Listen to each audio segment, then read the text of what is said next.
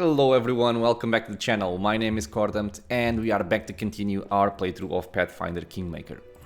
I am going to start by speaking with all of my companions. There's no real big reason for this. I don't even remember honestly if they have quests or not. I just like clearing out their dialogues in case some specific event triggers from dialogue. So I'm mostly just... I'm gonna skip through this because otherwise they have so much dialogue. We would be here all day.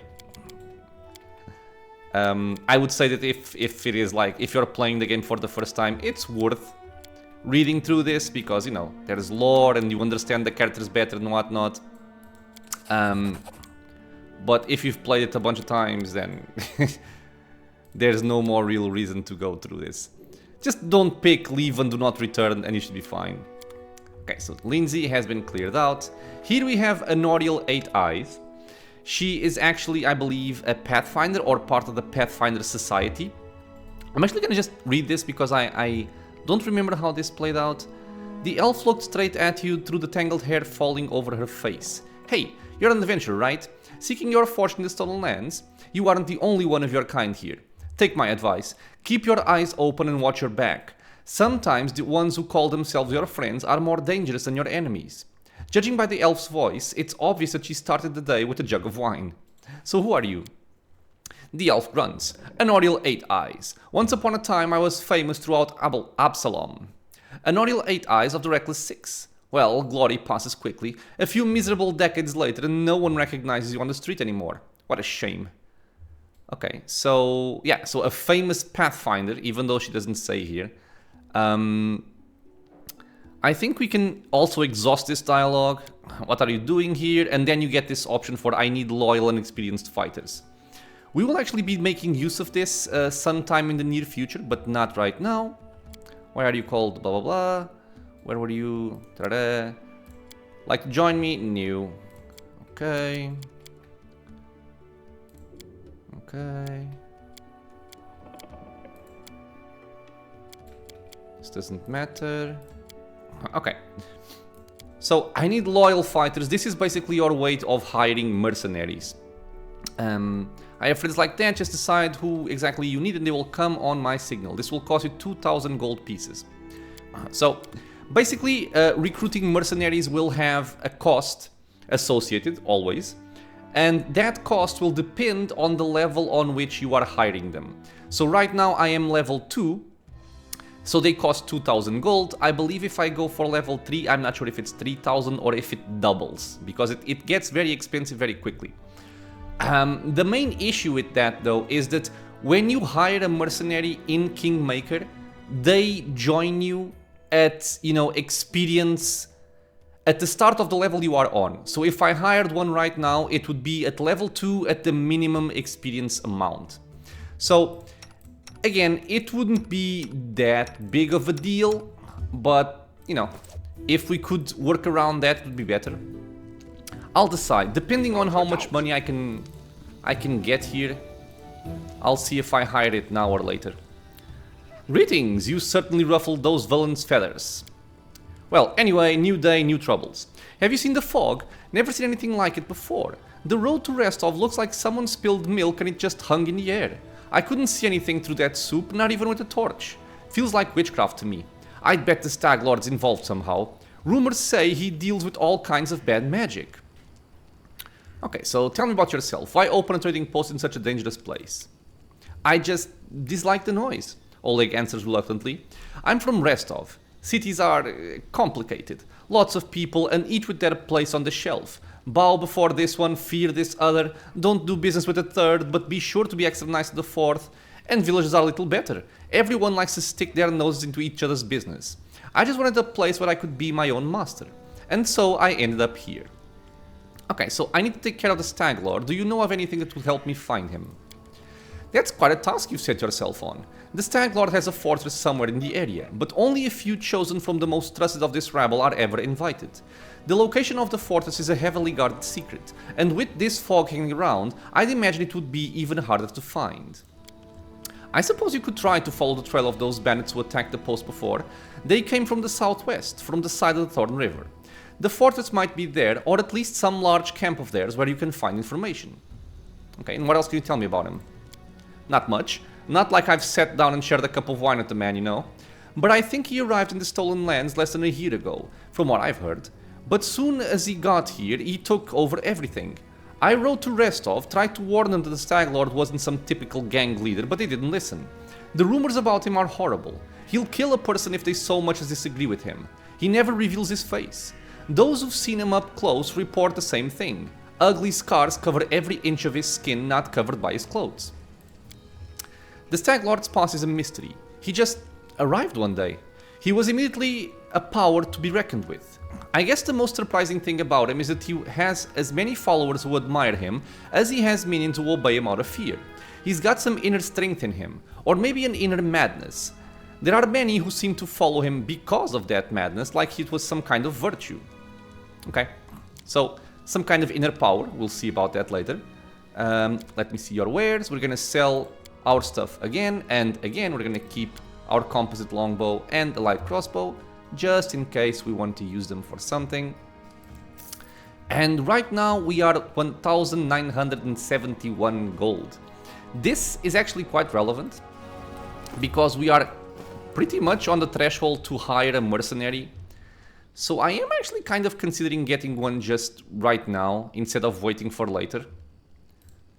Because I like to have my party members like as soon as possible. I don't really like hiring them that much later. So I think I will actually do that. Let's just check out Bokken here. Bokken puts his hands up on his hips. Ha! Old Bokken still knows a few tricks to impress these blood-sucking dummies. Enough hiding in the damn bushes, I say. Okay, can I help you in any way? Bokken glances at you, suddenly interested. Well, since you're asking, there's a cave nearby. I used to pick berries in there, but the place has been overrun by spiders. The berries are red, look a lot like raspberries, fangberries I call them.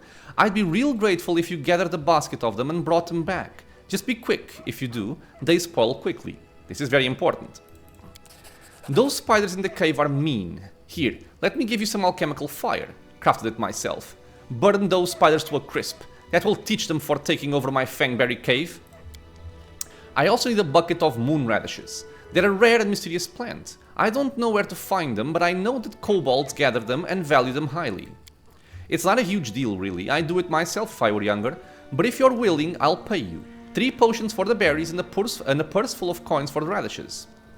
And why do you need fangberries and moon radishes, Bokken? You want to know, huh? Well, I'll gladly tell you after you bring some to me. Okay, I'll try to help.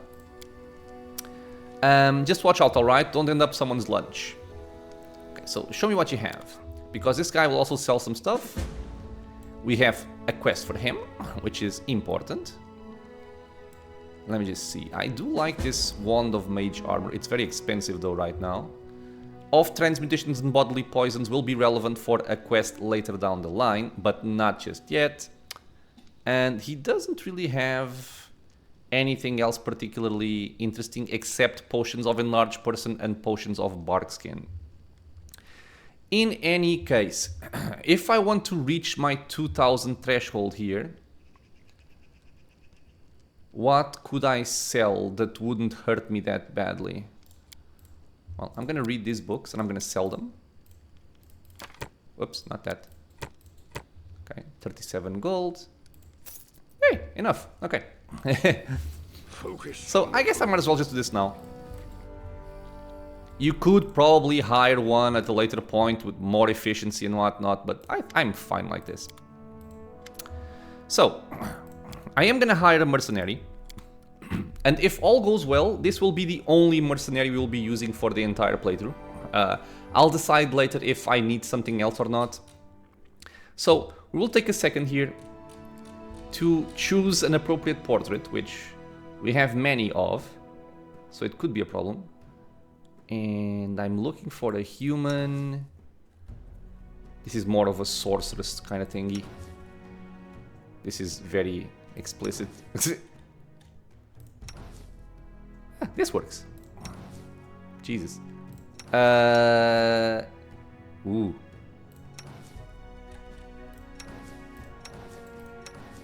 I think I will go for this one here.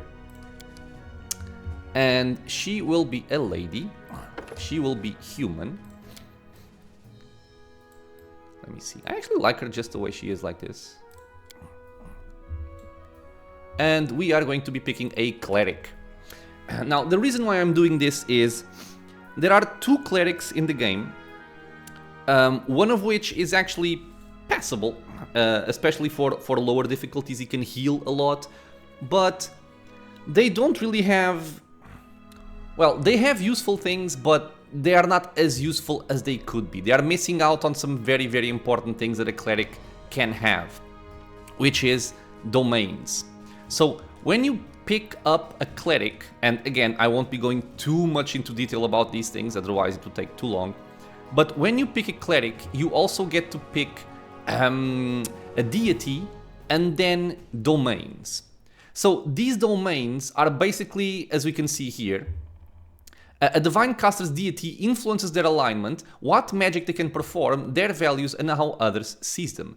The character chooses domains, in quantity depending on their class, from among those belonging to their deity. A character can select an alignment domain: chaos, evil, good, or law. But basically what this means is these domains will grant you a number of domain powers dependent upon the level of the divine caster. And you will also get bonus spells according to those domains. So the domains existing already in the game in the NPC companions are not that great, and that's what makes me want to get a different cleric. So for this, I'm going to be making a new one. It's going to be a pure cleric. I don't need any of these. Or actually, sorry, I could go for an Ecclesiarch. Blessing of the Faithful would be nice as well. Channel Energy. And she has Domain Mastery. Yeah, I will actually be going for the Ecclesiarch. I believe they have a little bit more casting prowess than a regular cleric. So, we go for an Ecclesiarch, and we are gonna pick a deity. And here the deity, you could go for role-playing reasons, like you want this or that, but I'm going for efficiency reasons, and I'm gonna be picking Erestil. The reason why I pick Erestil is because she has the following domains: animal, community, good, law, and plant. The interesting ones here are going to be the animal domain and the community domain. Community domain gives you some very powerful abilities, and the animal domain gives you a animal companion, which will help you a lot in terms of tanking, especially early on. So Erestil is my choice. We're gonna go for channel positive energy because we want to heal, not necessarily hurt undead. Our first domain will be community. It's gonna be our primary domain, and our secondary domain will be animal. Okay. Going for skills. We want to bring +2 on wisdom, because wisdom is our primary casting stat. And I'm gonna dump strength. I'm not gonna be using strength on her. We're gonna be buffing dexterity a bit. Intelligence does not matter. And probably something like this would work. Okay, so basically wisdom 19 because it's the primary casting stat for a cleric, and it also affects our domain powers. The more wisdom you have, the better you will be at them.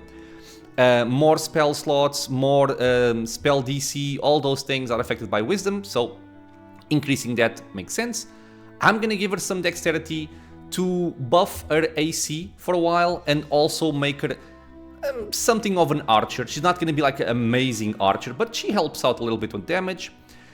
She's not gonna have that many hit points, but 12 constitution I think is good enough. And we can carry on like this. In terms of skill points, I will basically use it for religion checks and also perception checks. These will be the main ones. And then I guess I can also give her probably nature. Sure. Sure, sounds good. Okay, so in terms of our feats, there's a lot of stuff you could do with the cleric. You could go, for example, if you wanted more healing on a cleric, you could go for extra channel This helps out a lot in the beginning, but later on, as you progress through the game, it doesn't really make that much of a difference. For right now, like I said, I want some help in the early game, so we are going to go for point blank shot and precise shot to make her just a decent archer from the get-go. And here we can see what I was talking about. So we have channel positive energy, we have the community domain and the animal domain. We are getting an animal companion at level 4, so not right now, from the animal domain. And from the community domain, we get Calming Touch, which is kind of handy. But more importantly, we get Guarded Earth. This one is very, very important, and I'll just read it here. So at 8th level, you can create a ward that protects a specified area. Creating this ward is a full round action. All friendly creatures in the area receive a sacred bonus equal to your wisdom modifier on all saving throws and attack rolls while inside the guarded area. So you can see that if you have a cleric with high wisdom and you pump his wisdom even higher with spells or items, this will be a very, very big buff for your entire party. This ward immediately ends if you leave the area. The ward lasts for 1 hour per level, so very, very long time, and you can use this ability once per day. So it's limited, but it's very, very good. Let's see here. Ah, a test of my abilities. Our path leads on. Let's go Pious. And this will be Coredumpina. Yes. She can also be lawful good, because why not? Yes. I do not find this to be useful. Okay, so there we go. And we get another level with her. So cleric level 2, nothing much here. Pew pew pew. And she is done. So if you look over here, she's gonna be at the start of the level. So she misses out on a little bit. But I'm not, like I said, I'm not gonna be concerned too much about that. Don't really want to abuse any kind of experience thing or something like that. So I'm fine the way I am. So I want on her protection from evil as a domain spell. That's perfectly fine. I always want at least 1 bless. I think I already have remove fear on Amiri for right now, and also on on Valerie. So I believe I will simply go for Shields of Faith. They will help out in the beginning as well. And that's basically all we have here. Okay, so our first mercenary is with us. Hopefully the only one.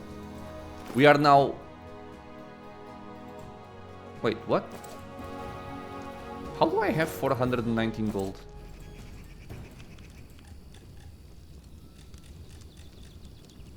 I think I had like 2039 gold.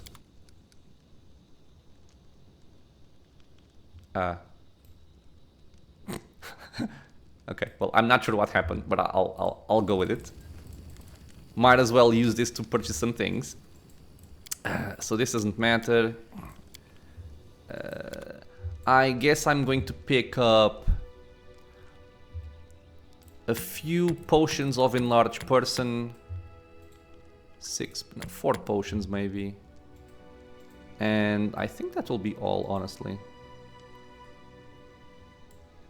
Yeah, seems good. It's a shame he doesn't sell potions of mage armor. Do you sell them?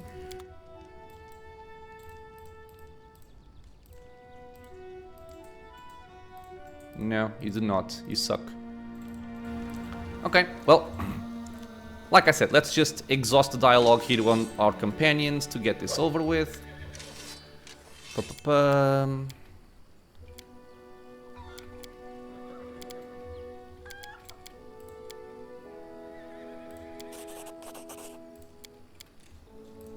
Okay.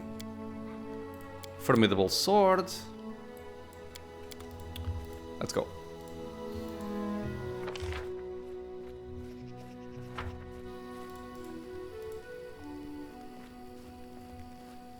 Okay. So, where are we going? I think I'm gonna bring everybody with me. Yep. We could cut some party members to get some more experience, but I think for right now, the very early on, I want to keep everybody. And we're not gonna go there yet. we will be going there.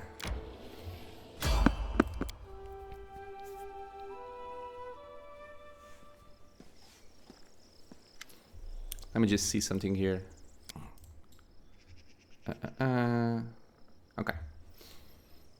A jittery old man in squalid clothing shuffles up to you. His grey hair is unkempt and he continuously clenches and unclenches his wrinkled, freckled hands. When he stops and looks up at you, his eyes widen and he tugs at his beard.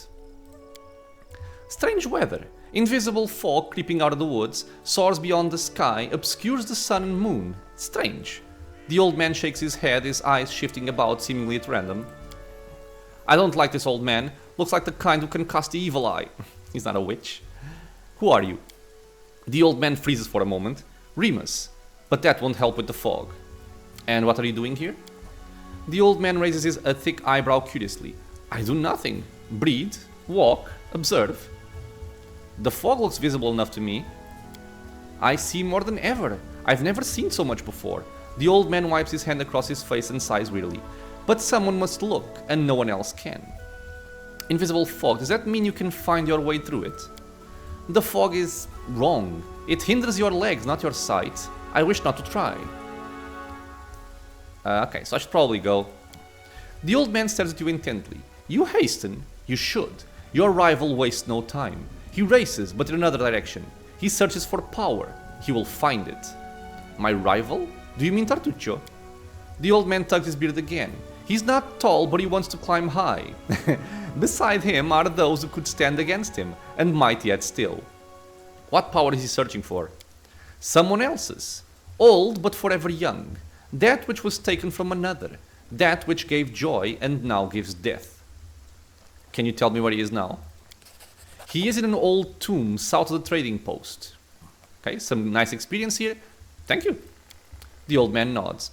And how do you know we're rivals? I don't know. I see. You can choose where you set your eyes, usually. But can you choose what they see? Okay, all the more reason not to linger. Farewell. The old man turns and walks away slowly, muttering softly. Once stolen, the land should be reclaimed. Once reclaimed, bound with the claimer shall it be. Bound, merged, joined by unbreakable ties. Claiming the land, claiming its pain, claiming its death.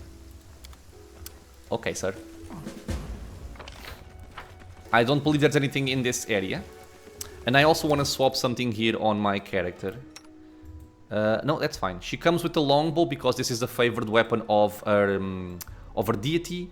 But if you swap to this one, you actually get a penalty to damage because it's affected by strength. So yeah, we're gonna go for the crossbows which are not affected by strength. This can even just go away. Okay, let's carry on.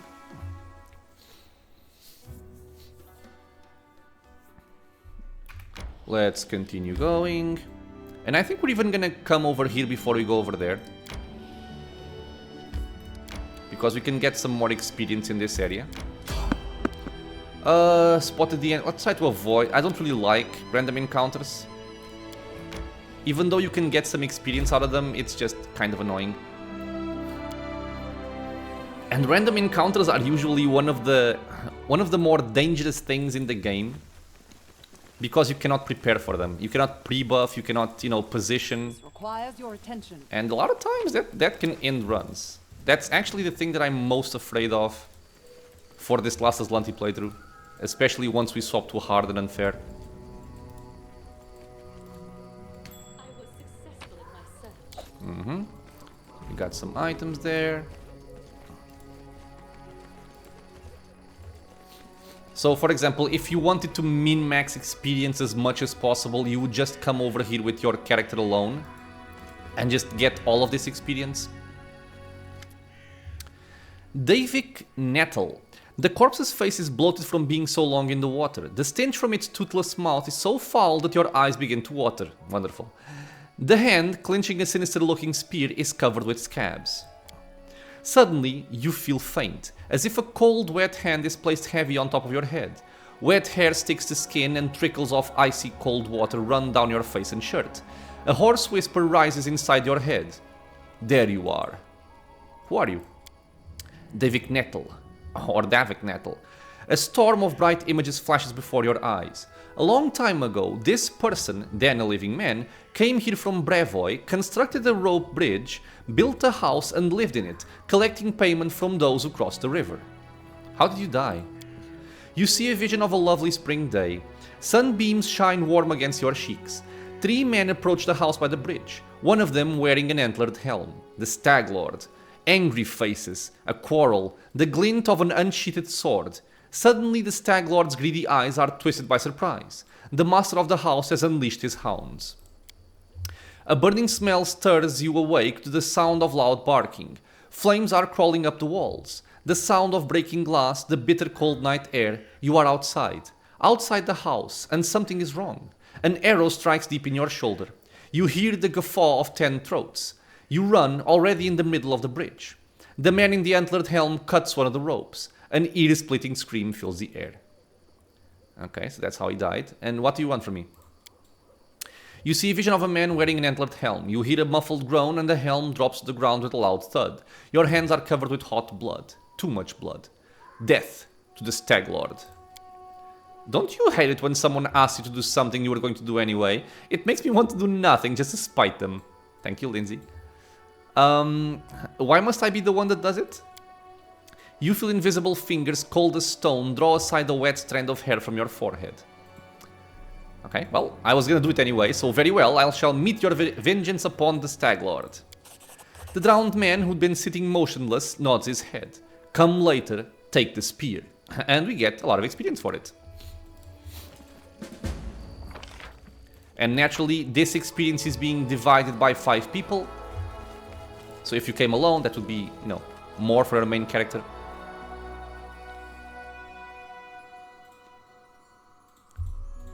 And I believe now we are going to go to...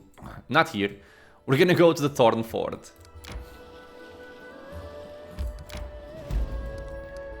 A waterlogged lowland. I don't remember what this is. Let me check. If it's a book event, it is a book event. Okay. Because if it wasn't, I would probably just go back. We walked across the heath for a long time, yet no sight sprang up before our eyes. By turns we discovered a verdant lowland with several near-about springs streaming down behind another hillside. And then, in the distance, in the center of the lowland among the bush, there stood a single dry tree, a true giant. Its magnificent outline resembled an animal's paw clawing at the sky. But what was truly remarkable, the flat landscape was dotted by mysterious dark humps. They were piled about the height of a man and scattered around in abundance. So there we have like the big tree like a claw, which is quite cool. I love these book events. And we determined that we should explore the lowland. The further we trekked, the softer the land became. Step by step, heath grass gave way to moss, low-growing shrubs and ferns, and then sloshy puddles of stinky swamp water. The muddy ground sucked at our feet, and soon our party was jumping from hassock to hassock. Finally, we reached the first group of mysterious humps, and learned they were no mere hills, but dugout dwellings. We moved with great care towards the center of the lowland, and there the real swamp began. On the way toward the mysterious giant tree, we saw the foggy outline of another hut, this one much bigger, and surrounded by small clay statues. Okay, what are our options here? We have one that's a skill check. We examined the surrounding dwellings, we would not retreat and moved ever forward. Okay, so standing one behind another, we tied together with a rope, we continued our journey. Let's first examine, I guess. Inside, the dugouts were frowsy and dark, darker than holes, and filled with absolute desolation.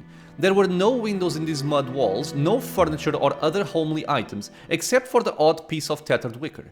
But every dwelling had a large hollow dug right in the center of the dirt floor like a fire pit, but taking up the greater part of the space.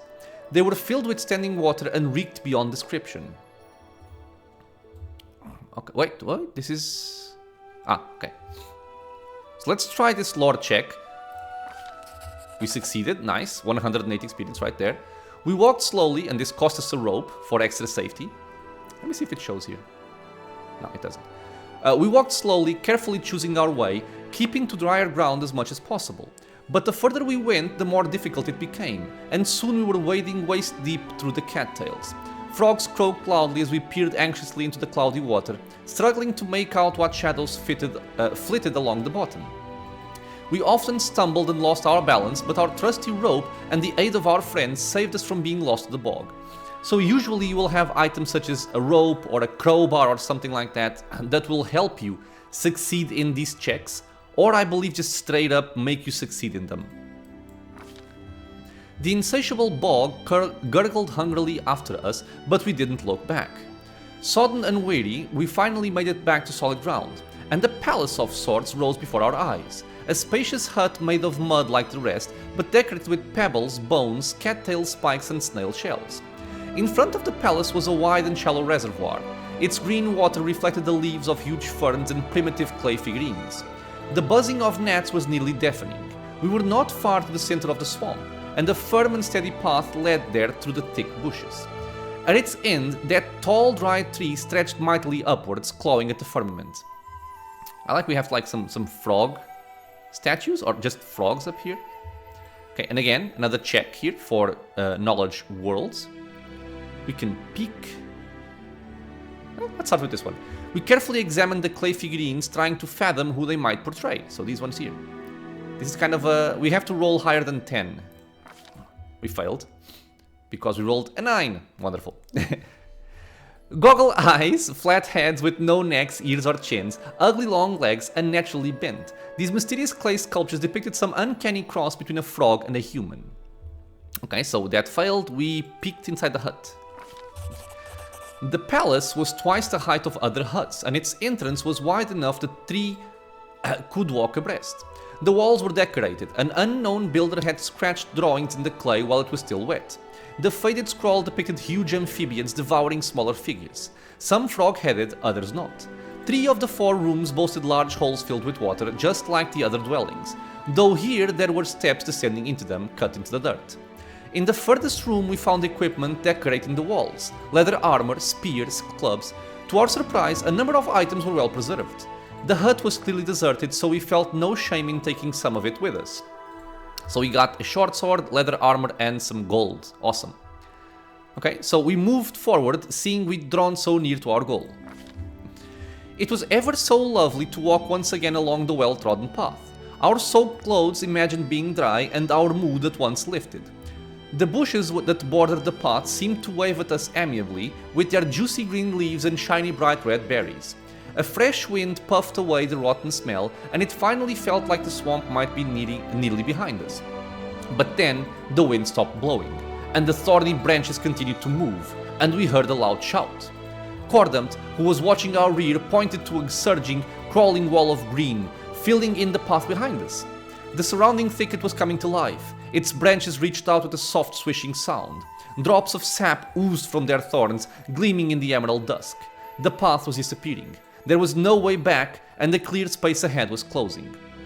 So we're getting trapped, basically. And we have a mobility check, and we also have a strength check, both of which we suck at. I'm gonna try strength, because it's the one closest to being available to us. We drew our swords and tried cutting a way through. It's gonna fail. It failed. Yeah, of course. We rolled a 1. Okay.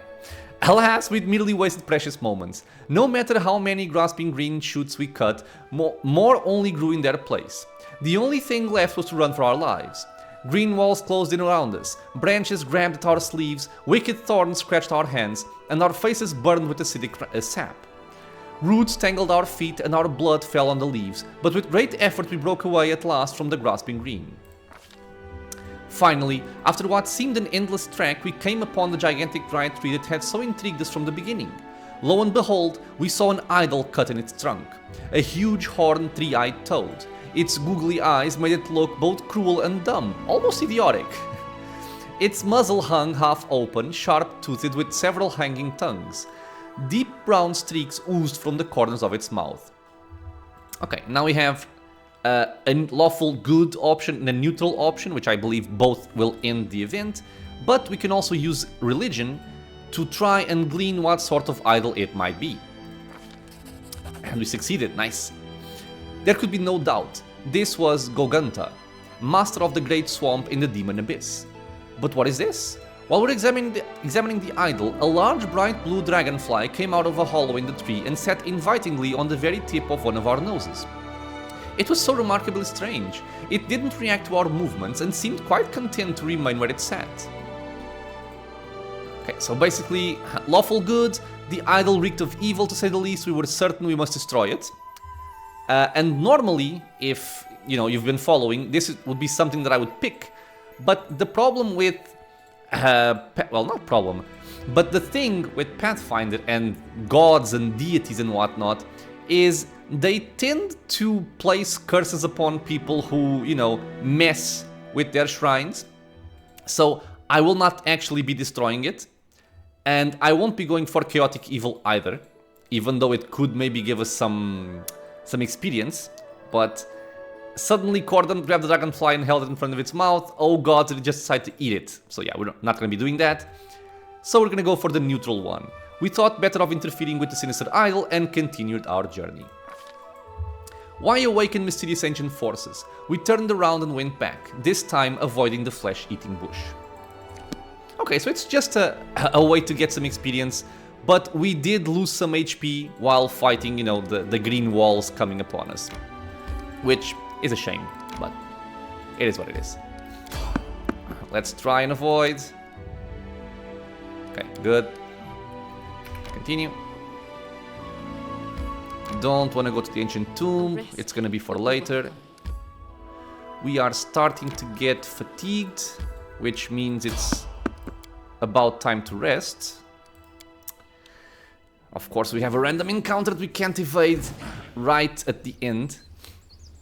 So what we have? We have mites, a mite stone thrower, okay, AC 17, and another mite stone thrower, AC 14, and they have damage reduction. I'm just going to mention this because it's relevant, especially for newer players. When some character has damage reduction, this means that when you deal damage to them, it's going to get reduced by 2. The exception being cold iron. So if you have a cold iron weapon hitting this enemy, it will ignore the damage reduction. Otherwise, it will get reduced. Okay, so I would like my cleric to not die, because she's so low on HP. Let's see what she can actually do here. I'm just gonna place some stuff here. I need this over here, this over there. This can come here, this can go there. And we have bless, this and that. Perfect. Okay, so how do we want to play this? Given that they are ranged, or they seem to be ranged, given the name, stone throwers, I want to put melee characters on top of them as quickly as possible to get attacks of opportunity on them. And everybody else will start shooting. You will just try to heal yourself first, please. Okay, they're actually, yeah, they seem to be ranged. Okay, she healed a bit. Okay, dead. Let's kill. Can you charge? Yes, you can. Whee! And there you go. So you can see there the 13 reduced. It's because since he has damage reduction 2 instead of 15, it got reduced to 13. Do not hold back. They dropped some armor. Doesn't really matter. Something that's also cool from the community domain, which sometimes gets a little bit ignored given that Guarded Earth is the big payoff, is that Calming Touch not only heals you, but it also... I can't open it. Oh, God damn it. It also removes fatigue, shaken and sickened conditions, which is, quite nice to have.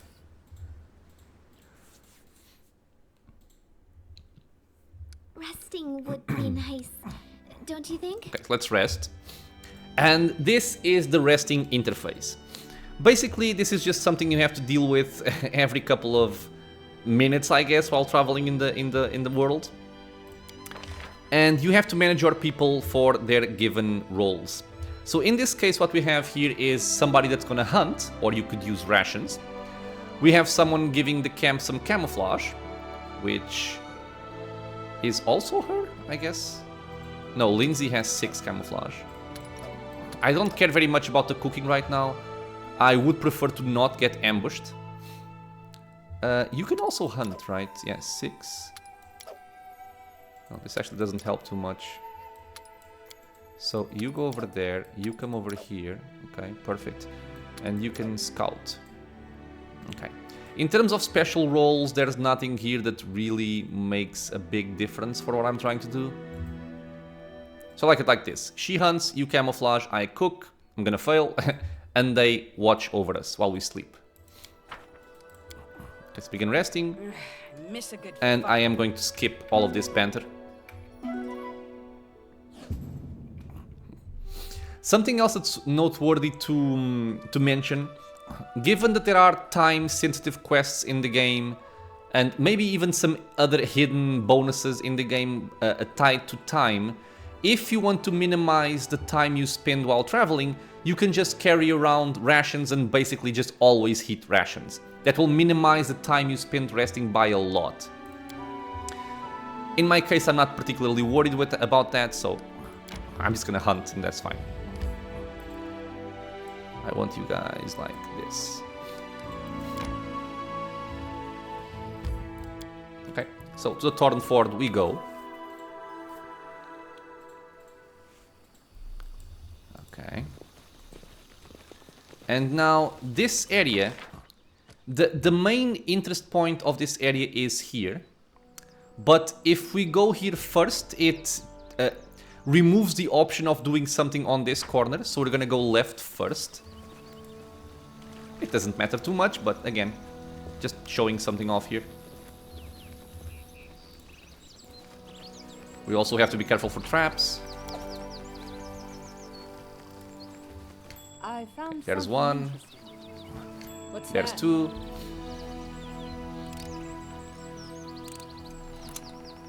Okay, so we can just see here 132 experience was gained. I'm not sure if it shows the difference. Let me see. So only skill users get it. Let's try it.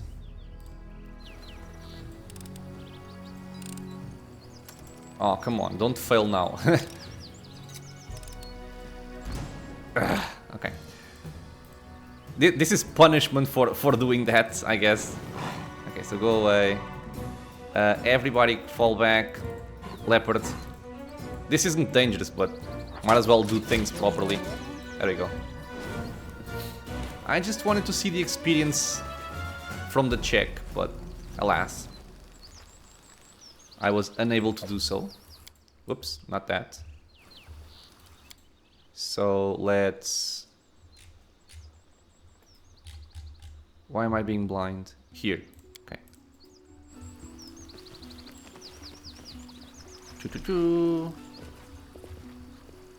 Okay.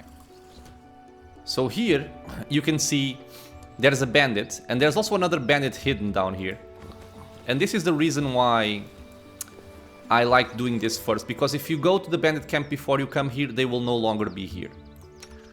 So, we're gonna be drinking something to help us out a little bit. We're gonna buff our leopard. Get a blast going on. Divine favor.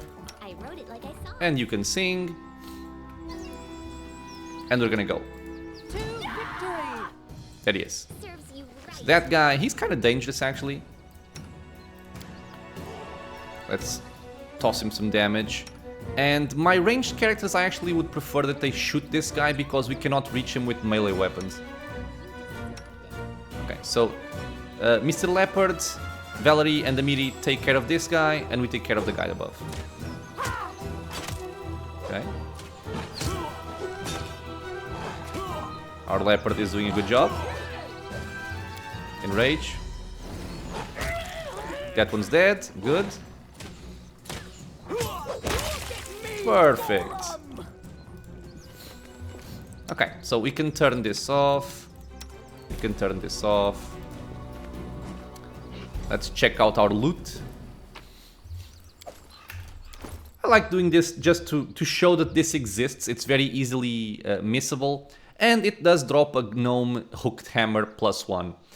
It's unlikely that you are going to be using this unless like your main character is built for it. But it is worth 600 gold, which is, you know, not nothing. Okay.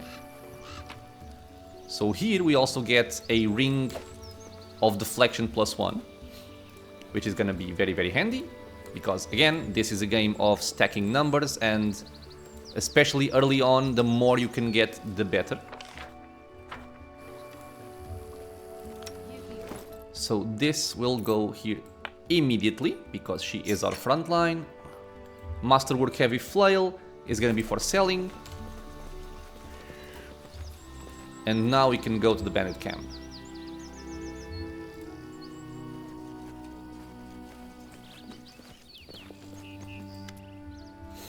Akiros Innsmouth. You see a tall, broad-shouldered man with prematurely grey hair and decisive face. Everything about him, his stance, his gestures, his intonations, radiates confidence. I'm not here to listen to your complaints or your crazy plans, Kressel. We cannot fight Restov. Leave Jamandi's messenger alone and follow your orders. You probably haven't even burned down that old house that Stag Lord seemed to hate so much. So there's something interesting here, where this guy that doesn't look like a bandit is telling her to ignore...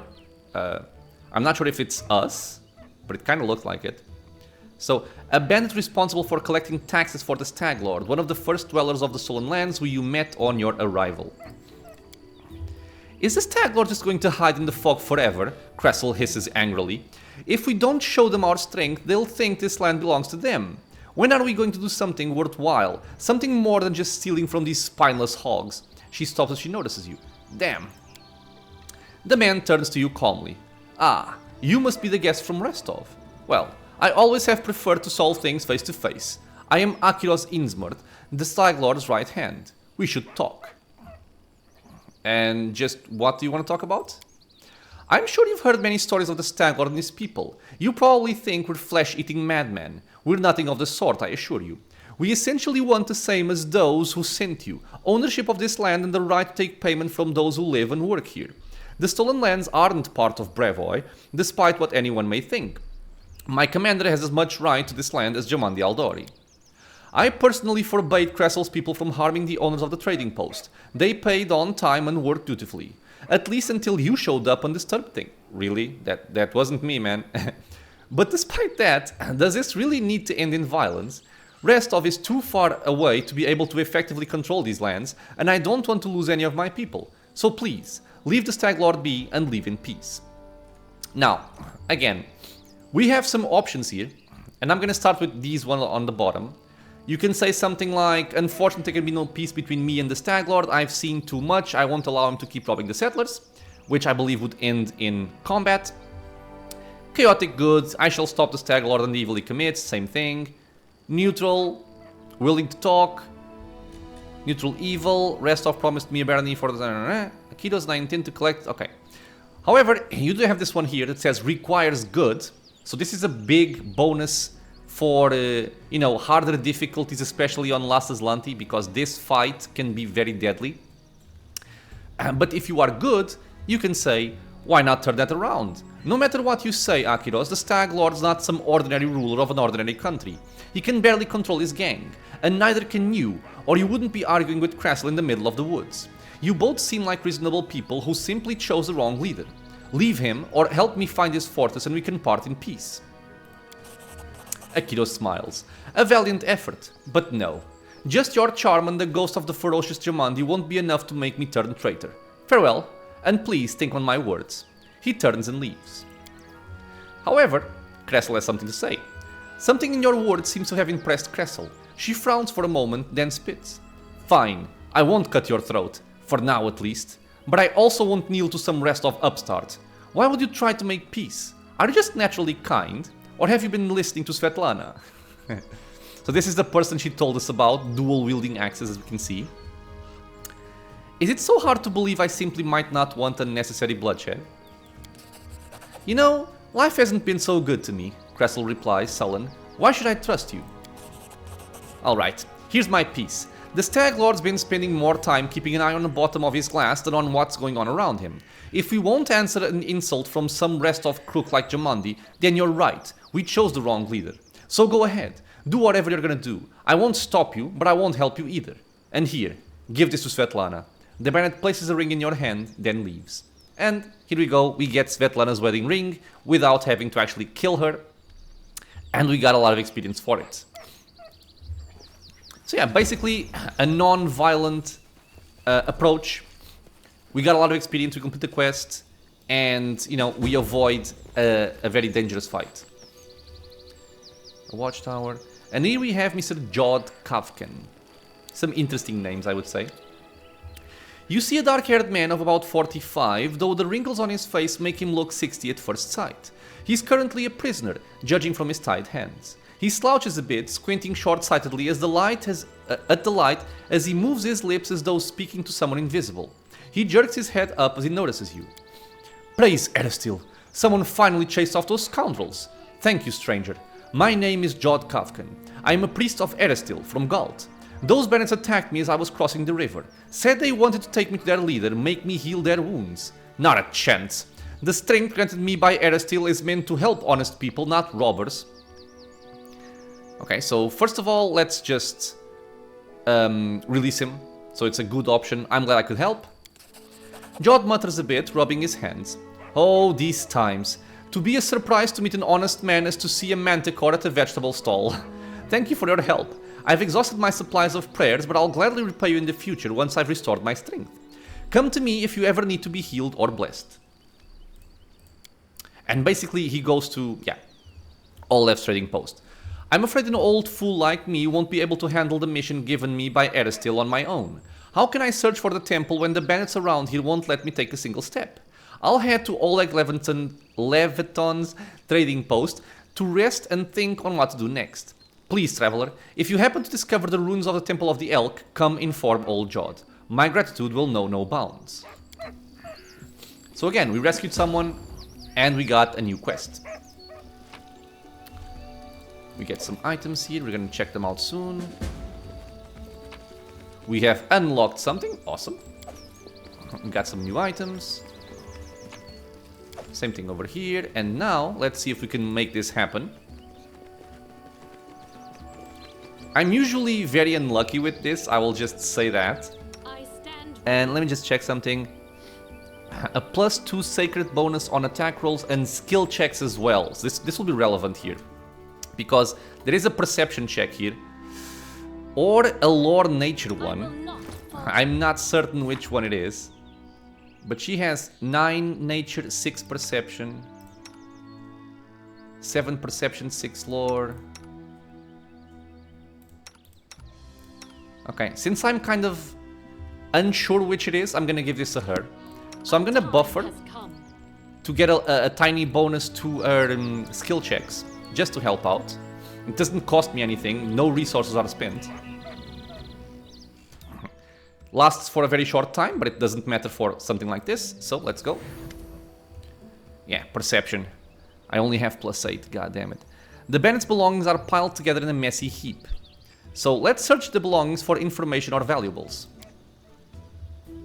I'm so sad. We failed by how much? By 2. God damn it. You find nothing of interest. Well, okay. Well, end dialogue. A pile of clothes, blankets and other things belong to the bandits. So here, you could naturally gain some experience by passing the checks. And you could also have a very interesting and actually relevant gameplay-wise interaction for a fight with the Stag Lord. Because that particular canvas holds wine that he drinks, and if you pass... So I believe if you pass the perception check, you can find the wine, and then you can pass a nature check to poison the wine. And that makes it so that when you fight the Stag Lord, he's kind of, I believe, sickened. So he has a penalty to his combat abilities. Okay. What else did we pick up? We're not being very lucky in the skill check department. We have some written orders. Cressel, a task. As soon as you're done with the taxes, find an old hut in the woods upstream of the Thorn River and burn it to the ground. This is the Stag Lord's wish. He literally said, burn, burn.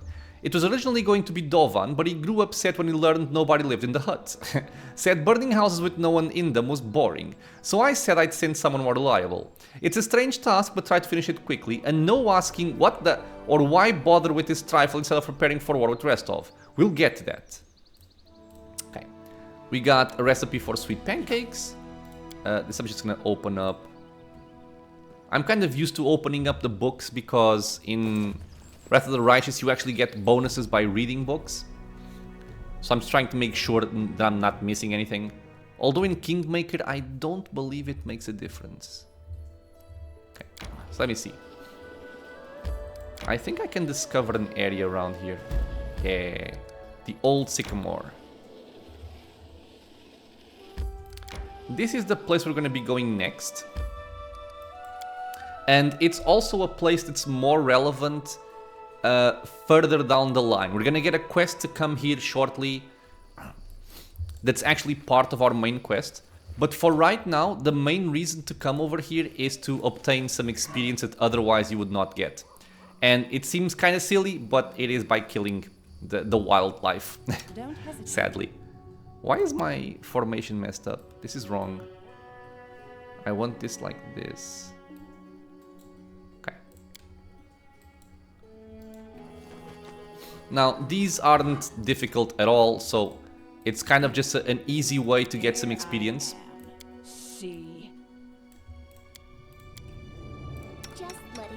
Without getting into too much danger. Although they can kill you if you're not careful.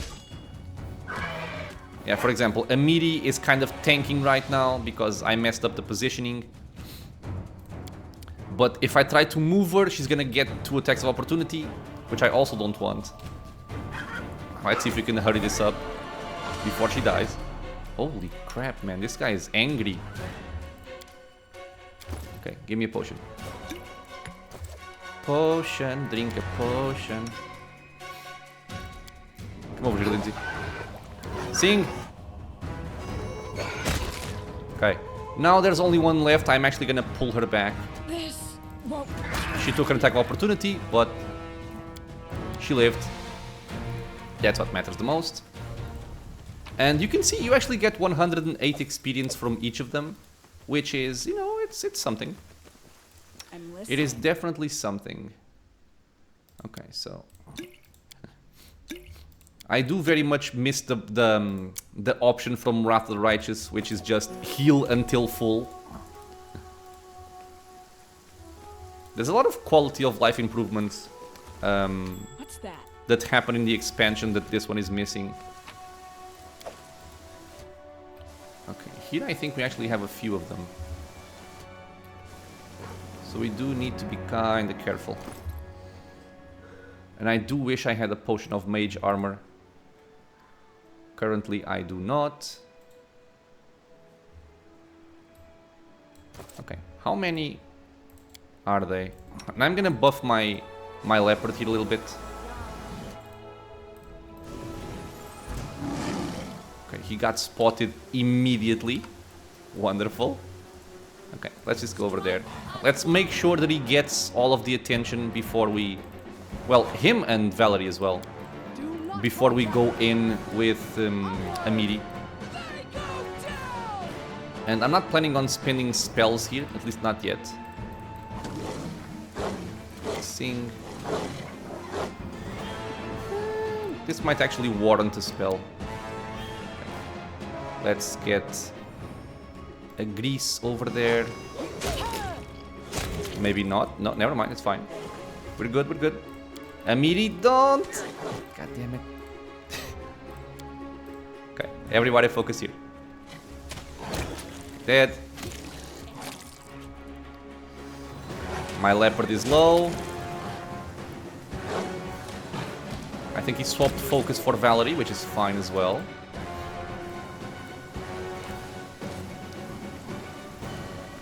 And we're good. 54 experience each.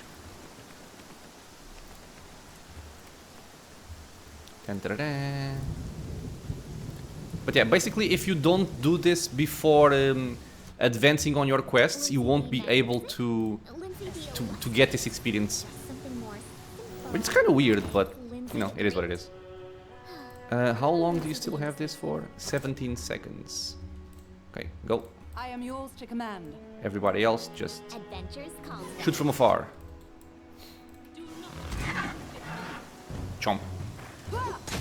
the leopard trip the enemy. That's something that the leopards automatically do when they hit, which is a very nice buff, or a very nice bonus to their attacks. Skin these. 108 more experience here. A lore nature check. Let's increase our I will chances. see this through. God damn it, man. Rolling a 5. Okay, well. It is bound to happen. One of the things I like about playing this in Last Azlanti, though, or just basically no reloads, is that I don't have to bother with reloading for failed checks and stuff like that. Because I do know that that's something that a lot of players do. Especially, well, not especially, but I guess new players feel like they're missing out on something by failing a check, and I do understand that. And like they fail the check and they reload, and I did that as well, but it gets very tiring after a while. So like I'm just, if I get it, I get it. If I don't get it, I'll just move on. Okay, he is good on HP. This is again why Calming Touch is so cool, because you can basically heal up your people without spending any real resources, let's say. So I do like doing that. And we are actually gonna call it an episode here. We're gonna explore the rest of the old Sycamore, with the exception of some potentially powerful enemies. But for the most part, stuff like this, wolves and those other cat enemies, we are gonna take care of. And maybe we'll also get the radishes for Boken. We will see about that one. But yeah, this will be it for now, my friends. As always, I want to thank you all for being here with me in the channel, watching some Pathfinder Kingmaker. I hope you are enjoying it. Any questions or suggestions, leave a comment below. If you are enjoying the content, consider subscribing for more. Many more videos coming soon. And I hope to see you all in the next episode. Until then, stay safe, everyone.